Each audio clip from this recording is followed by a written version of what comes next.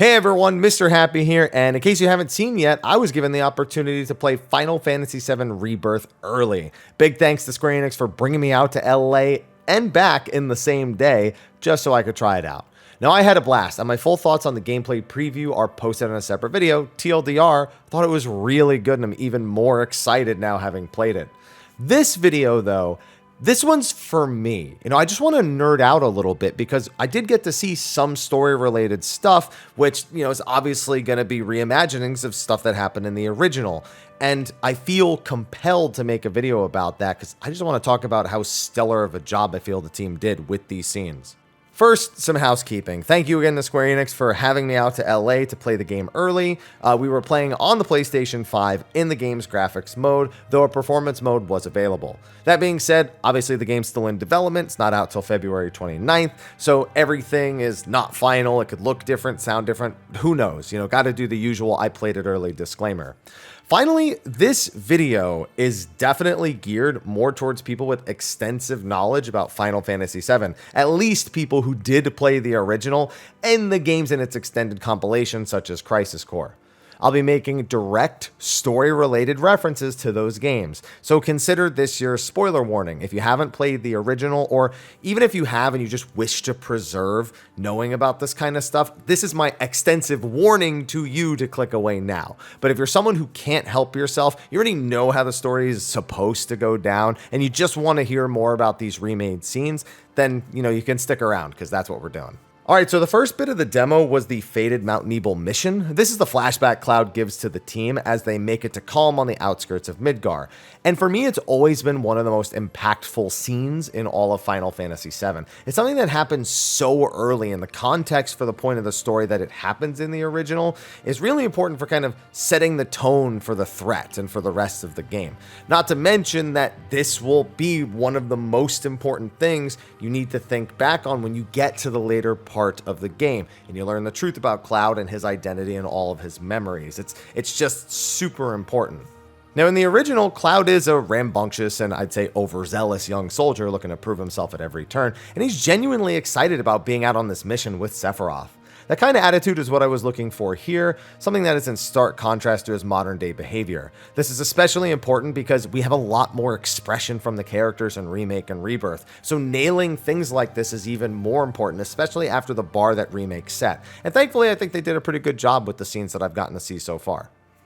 Now, we started in the middle of the mission, not from the very beginning. We started with the trek up to the Mako reactor with Tifa, Cloud, Sephiroth, and the, at the time, unnamed Shinra troops, when they get to the naturally formed materia in the cave, and they stop to talk about it a little bit. But this scene honestly just gave me shivers. It's one of those things that it's the very first thing I've gotten to firsthand experience with Rebirth, and it sets the bar so high that, it's following the trend from Remake, and I now need to see the rest. And as grateful as I am I got to play it, I now have to wait, and I'm dying inside. All right, anyway, let's get back to it. Their level of expression's a lot higher, so they had to meet a certain degree of quality, and I think they did that here. So real quick, let's watch the scene from the very intro to this, and then we'll talk about it. It's beautiful. Yeah, but if we keep using Mako to power our homes, springs like this will disappear, right? What are you talking about? Who told you that? My dad. And the mayor, if you must know. Except the planet's huge. Mako will never run out, right? Naturally formed materia. And look at the size of it. Astounding. For the Mako energy to condense into something like this, it must have taken an eternity. I've always wondered, how does materia let you cast spells exactly? How did you ever get to be a soldier? To put it simply, the knowledge of the ancients is sealed within each orb. That knowledge not only connects us to the planet, it allows us to tap into her power. That's how we can use magic. Or so they say. Really? Magic sure is weird.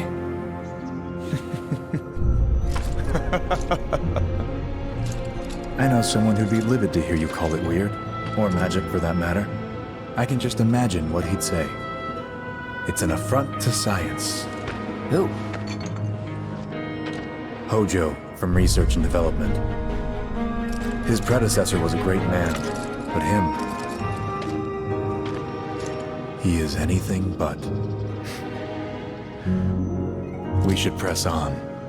So for me, they've nailed Cloud's almost lackadaisical attitude during the scene and give much better insight into the tone and behavior that Sephiroth exhibits towards others here as well. His attitude towards Cloud is super important. You know, in the original game, Sephiroth is not really present before the flashback, not even remotely close to the same amount of presence that he has in Remake.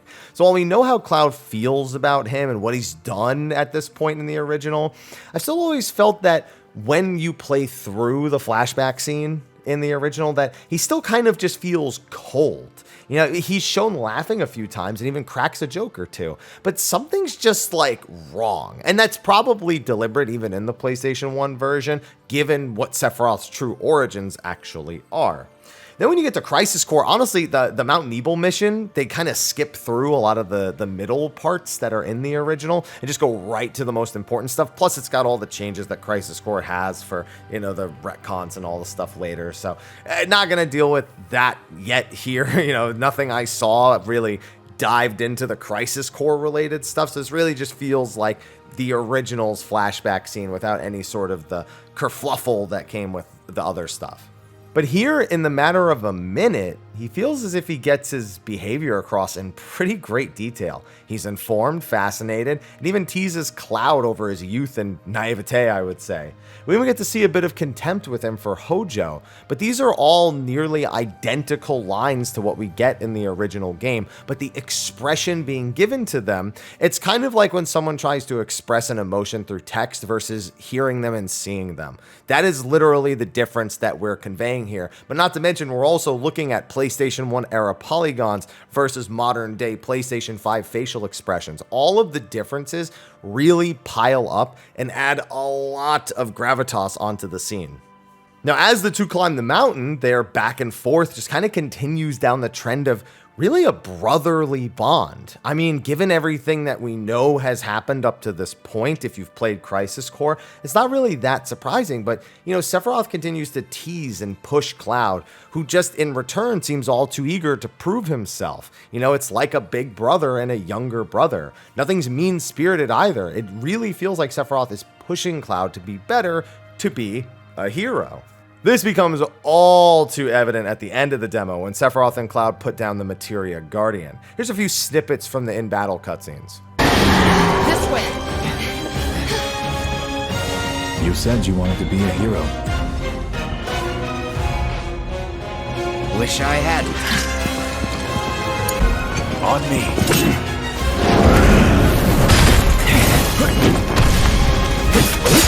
Done?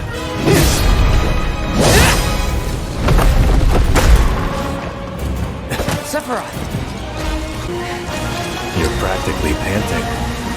I'm excited. Such a puppy. Got ya!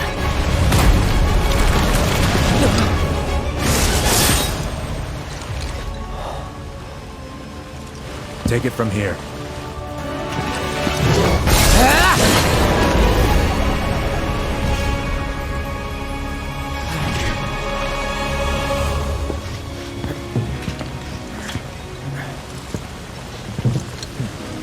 Nice work.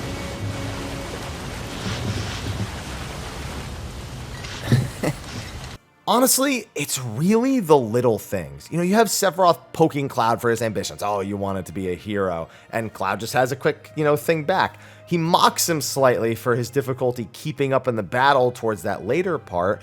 And then he even saves him when it looks like he's gotten overconfident, but doesn't just end the fight. He tells Cloud, hey, you do it. You finish the job. He could have just easily finished that, but he gets Cloud to make that final stretch to, see, oh, he's learned, he made a mistake. Now, go ahead, take a bit of the glory. So he's just constantly pushing him and encouraging him through his own way. It's almost backhanded in a sense, but you really get that sort of connection that Sephiroth has to Cloud in this scene. Now that's a little bit strange because here it's making it seem like they were non-stop working together. If you've played Crisis Core, you know that yes, you do work with Sephiroth on occasion, you do interact with him on occasion, but you're not constantly going and doing things with him. You're not like arm in arm, buddy buddy.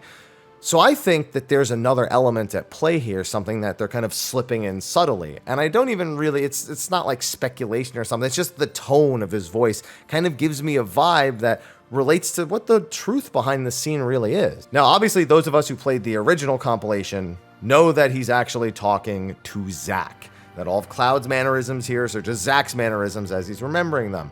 But that makes this scene make more sense and even is a little more satisfying because now it actually feels like he's not just trying to raise up, this young first-class soldier who's just like a little too naive. He's looking at who the mentor for this person was, the sword that they're wielding. It almost feels like he's attempting to hold on to a piece of his childhood friend and that of Angeal. He wants to push Zack into being the man that Angeal was. He just wants to see this young kid grow up to be the thing that he knows his master would have wanted. So he's almost like taking over for Angeal in these moments and trying to be bigger and trying to be better. And it just adds so much to the scene if you know the truth behind it. And it's just phenomenal that so few scenes can capture so much of the essence of the original and elevate it. And I've spent a lot of the video applauding Sephiroth's portrayal in these scenes, but I have to give a lot of credit to Cloud, who is just as important in all of these bits. Remember that this is not Cloud, this is Zack, so all of the behavior and mannerisms that are being displayed here are a completely different character. And we know that as part of the story, that's not a surprise to us, but it just makes the appreciation of how Cloud just behaves and then interacts with Sephiroth on his end just as impressive, because I could see Zack in these scenes. I can already imagine it, visualize it, and it makes complete sense. And I'm not gonna lie, I don't want to say worried about the portrayal here because we all have seen Remake and Rebirth up to this point, and we know that they know how to handle these modern versions of these characters incredibly well. But looking at past media, in the original, Zack just kind of fills in the blanks. We learn that it was Zack instead of Cloud, and it doesn't really inform us much about Zack himself. We get most of that information from Crisis Core, or if you want to go to other stuff like Last Order and his brief appearance in Advent Children. And there's a lot of different wavelengths that are portrayed there. Last Order is the very serious Zack. The Advent Children one, very short, but he's kind of playful and fun while still being serious and having that kind of almost cheesy attitude. And then in Crisis Core, he's kind of like ultra cheesy. He still has these kind of naive traits that we're seeing with Cloud here and these childlike traits, but here they're kind of balanced. It's not so over the top like it was in Crisis Core, and it just fits the scene perfect. I had to make sure I gave Cloud's portrayal here credit as well, as much as I'm really focused on how Sephiroth is handled. So at this point in the video, I want to stop and give another spoiler warning. The first part of the demo is the one that I was most excited about because playing through the Mount Nibel mission was a wholly familiar thing. I've played the original and all of this felt exactly in line with what I would expect, but again, elevated with the voice acting and the facial expressions and having just a bit more context on the tone and behavior the characters have. That being said, for the second demo, which took place in the wilds outside of Junon, there are a few differences, so I figured it would be responsible for me to mention that now, instead of suddenly being, by the way, this is that and this and whatever, and you're like, whoa, I only want to know about stuff that was like the original. I don't want to know about anything that might seem different from the original. So just mid-video, spoiler warning, if you're content with that first part and you want to leave the Junon part a secret, then, here you go, click away. But if not, now we're going into the second part of the demo. So for the second demo, it's as the team is actually arriving to the outer Junon area, and there are some immediate differences between what you may have experienced leaving the cave in the original versus what you're going to experience here. I'm always nervous mentioning that because I feel like anytime you mention change around Remake or Rebirth, people kind of go to thinking about Remake and the ghosts, but it's not like that. It really feels like it's more in line with what their mission was with Remake as a whole with Sephiroth. So in the original 7, they said they treated Sephiroth kind of like Jaws, where they wanted him to be barely present, but always this kind of looming thought. And in Remake, they said they wanted him to be more on-screen and present because so many people have played the original, not everyone, there's no point in kind of hiding him and keeping him a secret. Making him far more menacing and in your face was their goal. And it feels like they're still going for that kind of theme here at the start of this demo. I mean, the Sephiroth clones are far more present, and that's an immediately, noticeable thing. And obviously there's then dialogue built around that, which I'm not going to go into like word for word or anything like that. There's even an appearance from the Fort Condor, but again, not going to dive into that. I do want to leave some of this stuff kind of for you to experience, even if I'm going over it, but I'm acknowledging that there's a difference here, but it feels in line with their goals. So in other words, it wasn't a bad change. There's no bad changes here. It's just things progressing that make more sense in this modern remake style that they're doing for Rebirth. Now, when I had my fill with the open world stuff from the second demo, I got to take the team to Junon, and this was another scene I was really looking forward to because one of the big things Remake did was put a lot more effort into building out locations and building out the people who reside in those locations. Now, not everyone is super thrilled to have these extra characters with dialogue and side quests and whatnot, but I'm going to be looking for that constantly here because they did such a good job with it in Remake. I love learning about new characters. I love something feeling like people actually live there and have struggles and have difficulties, whether or not they're blasting dialogue in my ear from a million directions, or I'm interacting with them directly and doing something almost menial. I love that kind of stuff. Now, I wasn't able to do any side quests or really speak to any of the NPCs here, but they make sure your introduction to Under Junon is exactly what you would expect. It's not like in the old days where you just walk into a new town and eventually find the NPC or the location you're supposed to go to. Maybe get a cutscene when you enter. That's really light. Now, with all these graphics and the voice acting and everything, they make sure your entry into Junon is one that fits the tone of the game a lot more. You got to remember who these characters are and where they came from, a Shinra city in the slums where they basically had all the rich people on top and they could barely make ends meet. Now they go to Junon and it's very much the same situation with Under Junon and then Junon proper. So there's a bit of sympathy involved here. Of course, Barrett being a highlight character of mine, I love seeing him here and I love seeing how he reacts to all of that stuff. Not to mention how the city of Junon itself realistically reacts to these characters who, they also know are coming from this similar background and are trying to stick it to Shinra. We only get a tiny peek at that, but it's more than enough to, again, kind of make the world just feel a little bit more full. Probably the most important thing, though, is what happens right before the boss fight that ends the actual demo. Now, this boss fight is, of course, against Bottom Swell, or as it's called here, Terror of the Deep. But how we get to this scene is completely different. In the original, a character named Priscilla is basically attacked by the monster. You go and save her, and then you have to actually, CPR and bring her back to life.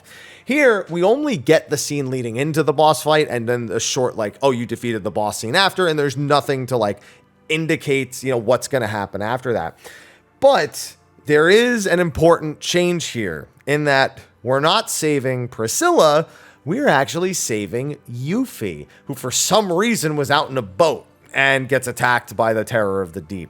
So I don't know if this is the first time they'll have introduced the team to Yuffie, or if maybe she's met them before now and this is kind of like a recurring thing before she joins the party. I think that would be the smart thing to do, because if you're trying to canonize her entry into the party because she's no longer optional, she's going to be a main character in the cast, you need to make sure that her entry almost kind of feels like the original game, and that, for those who maybe need a reminder, you constantly have to just pay attention to her and kind of also ignore her at the same time. She'll be like, oh, you should open your menu and check this and make sure you save before we fight.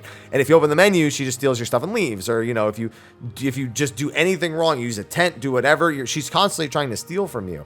I wouldn't be surprised to see something like that happen here, where this maybe isn't the first time that they're running into Yuffie. Maybe she's tried to take from them before and she recurs a couple of times before we actually get to this point in Junon where maybe she'll join the party. We don't know because we just do the boss fight and then it ends. But this is something I've long wondered about since Remake was even announced. How is Yuffie going to join the party? I thought they were going to do it in calm and get it done right away, but clearly that wasn't the case because I only had these 5 characters, and I doubt they changed that. I doubt that the demo, while it's not the final version and things will be different, I doubt they cut an entire character joining the party just to get to this moment. That would surprise me. I'd genuinely be impressed if they did that.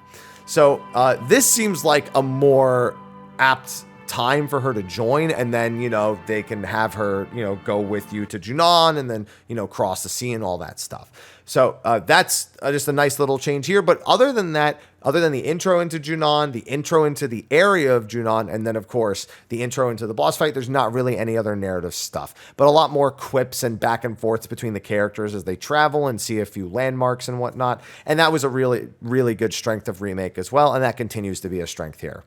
Overall, I'm really glad to see that the team is really keeping to what they were trying to do with Remake itself. You know, my favorite things have been getting to see these characters in this new light, getting to see these characters really have that more almost realistic reactions with each other and better dialogue and better understanding and tone.